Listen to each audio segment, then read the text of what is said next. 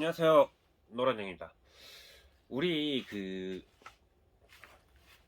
직거래 하시다 보면 본인이 막 물건 말씀드려서 판매하시다 보면은 우리 직거래 장터라든가 아니면 뭐 행사장이라는 거 갈 때 많아요. 그게 도움이 되냐고 물어보신 분들도 꽤 있어요.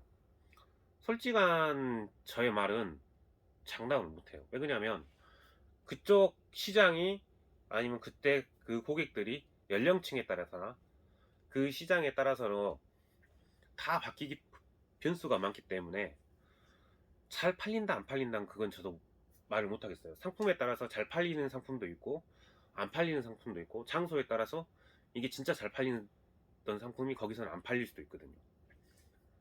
그래서 저도 돌아다니다 보면은 예전에 직거래 많이 갔을 때는 진짜 하루에 5,000원도 못 파는 경우도 있었고요. 어떤 곳에서는 100만원 가까이 찍어버린 경우도 있고요. 이게 그 시장 기복이 너무 커요. 근데 이건 있더라고요.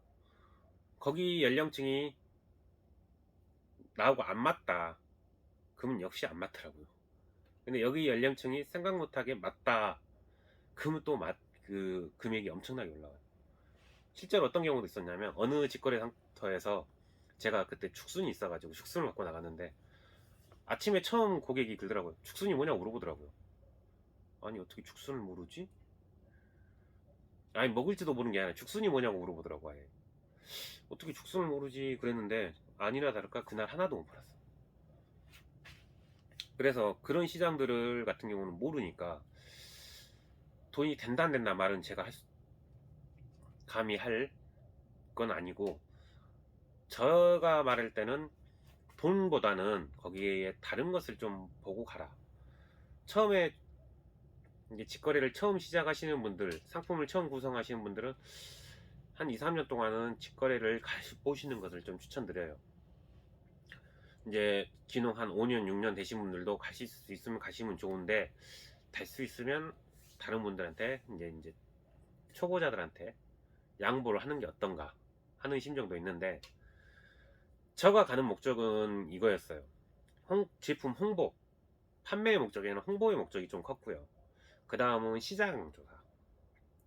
그리고 또 하나는 고객과의 만남.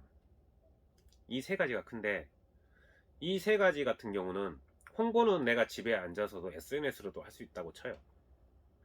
근데 시장 조사가 고객과의 만남은 내가 가보지 않고서는 못 하거든. 나와 비슷한 상품, 나와 같은 계열의 상품, 농산물이면 농산물의 같은 상품, 이 한 곳에 몰려있는 그런 행사들 같은 경우는 다양한 아이디어로 굉장히 많이 나와요. 그리고 나와 구성이 틀린 방식의 상품들도 굉장히 많이 나와요. 그거를 시장 조사할 수 있는 기회는 그런 데밖에 없어요. 내가 일부러 돈 내서라도 가시는 분들 많더라고. 근데 그렇게 가서 참가하고 내 작품 홍보할 수도 있고 그렇게 시장 조사를 할 수 있는 기회라면은 가는 게 좋아요. 그리고 고객과의 만남을 얘기하는 건데 이게 고객과의 직접 만나서 물건을 팔다 보면은 재밌는 정보들이 많이 있습니다. 생각 못한 시장도 많이 열리고 생각 못한 팔로우나 생각 못한 것들이 굉장히 많이 생겨요. 이제 제 거 같은 경우는 저 경우를 얘기해 드릴게요. 똑같은 상품인데 제 상품이니까 뭐 안 사셔도 돼요. 참고를 하시면 되는데 예전에 제 거 제품 이름이 그냥 건칙이었어요. 건칙으로 이렇게 하고 처음에 초반에 물건을 팔다 보니까 문제가 뭐가 있냐면 인터넷에서 내 거를 검색하려고 하는데 검색이 안 돼. 물론 내 고객이 내 걸 물건 살라고 해도 검색이 안 되겠죠. 아, 나부터도 검색이 힘든데. 왜 그러냐면 다른 사람들이 것이 너무 많이 나오니까. 안 그러면은 방법은 하나거든. 키워드 광고를 열심히 해야지. 근데 난 또 그러기 싫거든. 돈이 없어서. 할 수도 없고. 그래서 다른 방법을 생각해 보는 것이 이름을 바꾸는 게 좀 낫겠다. 라는 생각도 들었고. 그때 당시 또 농업기술센터에서 그 브랜드 갖고 나만의 브랜드 같은 교육을 많이 했었어요. 그래서 좀 그런 것들에 대한 고민이 있었는데 제가 직거래를 나가 고객들을 만나면은 어르신들 같은 경우 어렸을 때 먹던 얘기를 많이 하시더라고. 어렸을 때 칡을 먹었던 이야기를 굉장히 많이 하셨어. 그래서 좀 추억과 관련된 이름으로 바꿔볼까 해갖고 가족끼리 모여서 한번 이야기를 해봤는데 마땅히 생각나는 게 없었어요. 그래서 우리 딸이 얘기했던 게 칙칙폭폭은 생각나더라고요. 근데 그때 당시 갑자기 TV에서 영화를 하는데 그때 그 사람들이라는 영화를 했었어요. 그때 그 사람들 옛날 이야기잖아요. 어? 저걸 좀 도입해보자. 그래서 그때 그 시절 칙을 이름을 만든 거예요. 그래갖고 이렇게 이름을 바꿔갖고 직거래 장터 같은 데를 가니까 사람들이 이름만 보고도 어르신들이 본인의 어렸었던 이야기를 많이 하시는 거예요. 아, 이게 좀 먹혀 들어가는구나. 그래서 이름만 바꿔갖고도 매출이 좀 올랐어요. 상당히. 그 외에도 또 어떤 것도 있었냐면 저는 이거를 말려진 칙이기 때문에 차를 끓여 드시라 고만 홍보를 하고 있었거든요. 그때 당시. 근데 어떤 분이 이거 차 말고도 백숙에 넣어도 좋아요. 수육이나 아니면 뭐 한약재 약하실 때도 넣기는 그건 알겠지만 그거를 제가 어떻게 조제법을 모르니까 모르잖아요. 근데 수육이나 백숙에도 좋다고 하더라고요. 어? 내가 그거는 또 몰랐네 라는 생각이 들었네. 왜 그러냐고 물어봤더니 좀 비린내나 그런 것들을 잡아주는, 잡내를 잡아주는 역할을 한대요. 아, 그렇구나. 그리고 이게 색이 좀 까만색이 우러나다 보니까 색깔을 살짝 까맣게 해주는 역할을 해. 많이 넣었을 때는 좀 진해지는데 제 SNS에 보면은 옛날에 백숙을 이걸 몽씩 넣고 그래서 색이 약간 까만 느낌이 있어요. 근데 쓸 거라고 생각하는데 전혀 쓰진 않아요. 원액을 넣어도 즙만 짜갖고 넣어도 그렇게 쓰진 않아요. 식향이 약간 나는데 색다른 맛이더라고. 또 괜찮고. 그래서 그분 덕에 아, 이거 요리의 시장도 있구나, 이런 식재료의 재료로 들어가도 괜찮구나 라는 걸 알았어요. 그래서 보면은 차로 끓여 먹고 뒤에다가 요리도 해 먹고 라는 문구를 넣었어요, 밑에다. 근데 또 어떤 것 때문에 또 한 가지가 더 늘어났는데, 씹어도 먹고 껌처럼 씹어 먹는단 말이 있는데 어떤 거였냐, 이게 보라고 내용물을 보라고 딱 전시를 해놓으면 드셔. 그렇게 이걸 드신다고. 이게 한 이만 하거든요. 이 정도 크기라 먹으면 이빨이 상할 수도 있어, 나이 이빨이 안 좋으신 분들은. 그런데 잘 드시더라고요. 오, 신기하다. 저걸 왜 그걸 씹어 드시지? 근데 그걸 씹어 드시면서 그 얘기를 하시는 거예요. 옛날에 어렸을 때 많이 좀 씹어 드셔봤다. 괜찮으시냐니까 괜찮대요. 맛있대. 나는 쓰던데. 난 안 씹어 먹거든요, 써서. 쓴맛이 좀 나는데 뒤에 좀 단맛은 나긴 하는데 쓴맛 때문에 안 씹어 먹어요, 잘. 그리고 이게 좀 딱딱하고 그러니까. 근데 그렇게 씹어 드신 분이 하도 많더라고. 본인이 씹어도 드시기도 하고, 또 최근에 제가 인터넷에서 구매하시는데 씹어 드시려고 구매하신 분도 있다더라고요. 그 메모란에 그렇게 써져 있더라고요. 그래서 예전에 어떤 걸 만들었냐면, 우리 가는 담배 있죠, 그 정도 사이즈의 스틱칩을 만들었어요. 스틱형으로 썰어갖고 이거보다 두께를 얇게 해서 그 담배 그 사이즈 얇게 해서 씹기 좋게.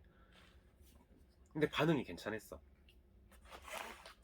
왜, 이거보다는 덜 딱딱하고 씹기도 편하고 물고 있기도 스틱형이라 물고 있을 만도 했거든. 그래서 반응이 괜찮더라고요. 근데 어떤 분이 또 그 얘기 해주더라고.